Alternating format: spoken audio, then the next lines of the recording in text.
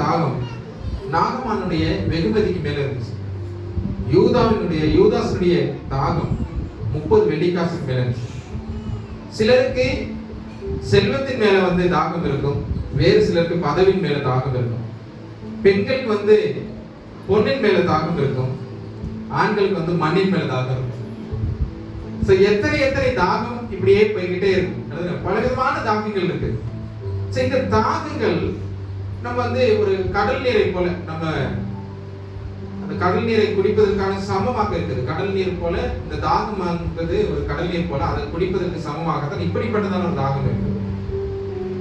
இந்த தாகங்கள் நமக்கு நல்லதை கொடுக்குமா? இப்பேற்பட்டதான இந்த பொருள் ஆசை, உலக பிரகாரமான காரியத்தில் உள்ள தாகங்கள் அனைத்தும் நமக்கு நன்மையை கொடுக்காது. இந்த தாகத்தை, நம்முடைய தாகத்தை ஒருபோதும் தணிக்காது, அதிகரிக்கதை செய்யும். சமாரிய பெண்ணுடைய தாகத்திற்கு தேவன் என்ன செய்றாரு? அவருடைய தாகத்தை அங்க சுட்டி காட்டுறாரு. உனக்கு 5 புருஷர்கள் உனக்கு இருந்தாங்க அப்படின்னு சொல்றாரு. பாதாளத்துல வேதனைப்பட்ட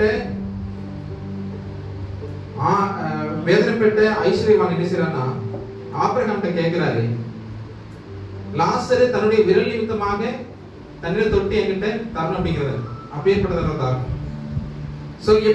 இப்படிதான் தாகம் ஃபுல்லாவே பல விதத்துல காணப்படுது. ஆனா இயேசு கிறிஸ்துவினுடைய தாகம் அப்படிங்கிறது, அவர் இப்ப என்ன செஞ்சதோ, எந்தவனே ஏன் என்னை கைவிட்டீர்கள்.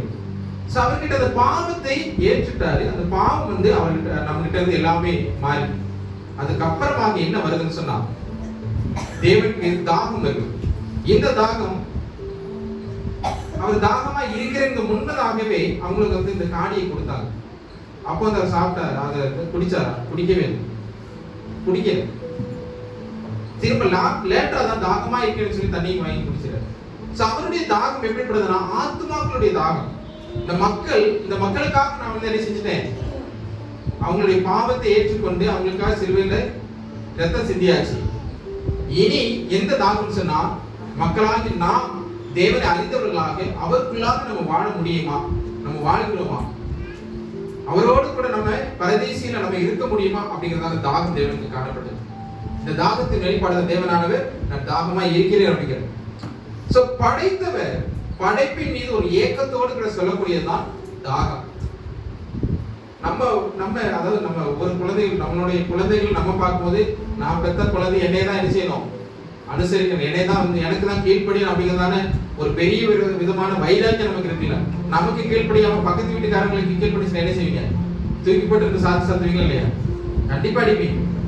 என்னை மதிக்க மாட்டேங்க, பக்கத்து வீட்டுல உள்ளவங்க மதிச்சுக்கிட்டு இருக்கிறேன், எனக்கு என்னை அம்மானு கூப்பிட மாட்டேங்க, பக்கத்து வீட்டுல உள்ளவங்க அம்மானு கூப்பிட்டது அப்பானு கூப்பிட்டதுன்னு சொன்னா. தேவனானவர் படைத்தவர் யாரு? நம்முடைய தேவன். அவர் தான் நம்முடைய அப்பா, அவர் தான் நம்மளோட படைத்தவர். அவருக்கு தான் நம்ம என்ன செய்யணும்? கீழ்ப்படியும். அந்த கீழ்ப்படிதலை யார் எதிர்பார்க்கிறா? தேவனானவர் எதிர்பார்க்க. அந்த தாகத்தோடு கூட படைத்தவர் எதிர்பார்க்கக்கூடிய ஒரு ஏக்கம் தான் இந்த தாகம். அப்ப இயேசு கிறிஸ்துவாக சொன்ன இந்த வார்த்தை தேவனுடைய அந்த சிலுவையில் இருந்த அந்த ஏக்கத்தை வெளிப்படுத்துகிறது. தாகமா இருக்கிறேன் அப்படிங்கிறதான ஒரு தேடல்.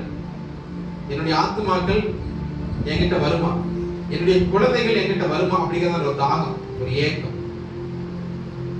இங்க மார்க் 15:45 ஒரு மீட்பை குறித்ததான் அங்க சொல்லப்படுது.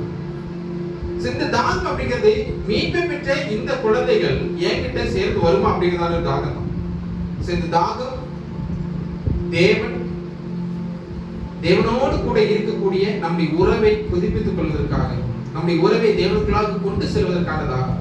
ஆகவே இந்த தாகத்தை உணர்ந்தவர்களாக தேவனான தாகத்தோடு கூட இருக்கிறார். நம்ம இந்த உலகத்துல தாகமா இருக்காம தேவனுக்குள்ளாக தாகமாக இருக்கணும். தேவனுக்குள்ளாக தாகமாக இருக்கவங்க தேவனானவர் நம்முடைய தாகத்தை மாற்றுவார். சமாரிய பெண்ணுக்கு தாகம் இருந்தது. சமாரிய பெண்ணுடைய தாகத்தை தேவனானவர் என்ன சொன்னாரு? உனக்கு எப்பவுமே தாகம் வராத மாதிரியான நித்திய ஜீவன் உனக்கு தர, நித்தியமான ஒரு ஜீவன் உனக்கு தர அப்படிங்கிற. அந்த நித்திய ஜீவனுக்குள்ளாக போவதற்கான ஒரு சிந்தைகள் நம்ம கிட்ட காணப்படும். அப்பேற்பட்டதான ஒரு தாகம் தான் நம்ம கிட்ட இருக்கணும். நித்தியம் அல்லாதற்கான ஒரு ஓட்டமும் நித்தியம் அல்லாதற்கான ஒரு தாகமும் நம்ம கிட்ட இருக்கக்கூடாது. நம்ம அனைவருமே தேவனுக்குள்ளாக இருக்கக்கூடிய, தேவனிடத்தில் நான் விலகி இருக்கிறேனே அப்படிங்கிறதான ஒரு அங்கலாய்ப்போடு கூட நான் தாகமா இருக்கிறேன் அப்படின்னு சொல்லி தேவனுக்குள்ளாக இன்னும் நெருங்கி வருவதற்கான ஒரு தாகமே தான் இருக்கணுமே தவிர தேவனிடத்தில் அகன்று செல்வதற்கான ஒரு செயல் நம்ம கிட்ட இருக்காது. நமக்குள்ள தாகம் எப்பொழுதுமே தேவனுடைய வார்த்தைகளுக்காக, தேவனுடைய சிந்தைகளுக்காக, தேவனோடு கூட இருக்கக்கூடிய உறவு நிலைக்காக தான் நம்முடைய தாகம். அந்த தாகத்தை மட்டும் தான் தேவன் எதிர்பார்க்கிறோம். தேவன் அன்றைய தினத்துல சிலுவையில் இருந்து தாகத்தோடு இருந்தது நம்முடைய விசுவாசம், நம்முடைய ஆத்மா தேவனுக்குள்ளாக போகுமா அப்படிங்கிற அந்த தாகம். இன்றைக்கு நம்ம சிந்திக்கக்கூடிய இந்த தாகம் அப்படிங்கிறது, நம்ம தேவனுக்குள்ளாக போயிட்டோமா, நம்ம தேவனுக்குள்ளாக எப்படி இருக்கிறோம் அப்படிங்கிறது. தேவனுக்குள்ளாக நம்முடைய தாகத்தை இன்னுமாக வளர்த்துக் கொள்வோம். தேவன் தாமே இந்த வார்த்தைகள் வழியாக உங்களை பெருவரையும் ஆசீர்வதிப்பாராக.